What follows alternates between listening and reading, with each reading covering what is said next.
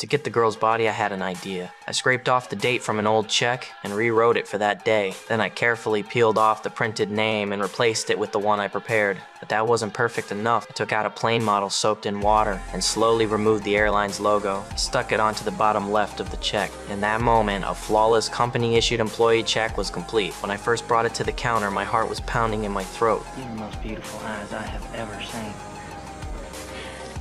I do get that all the time.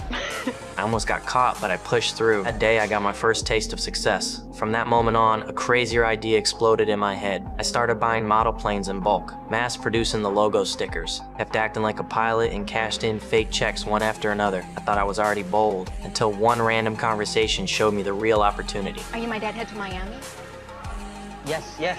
Girl mentioned pilots could fly company planes for free, anywhere, anytime. I was hooked. Not long after, a flight attendant took me into the cockpit. She smiled and introduced me to the captain, then gave me a seat by the wall. It was my first time on a plane. I was nervous, but I didn't let it show. After that, I started catching free rides, flying across 26 countries, cashing fake checks the whole way. I wanted to forge real bank check, and for that, I needed serial numbers. I sweet-talked my way into a bank and got the code data, but I wasn't done. I still needed a check encoder. I paid big money at an auction for an old, nearly broken check printer, only that machine could make checks good enough to fool banks. But I got greedy, too flashy. The checks finally caught the FBI's eye. Agent Carl traced the cash flow through the places I had stayed. What are you saying? You still here?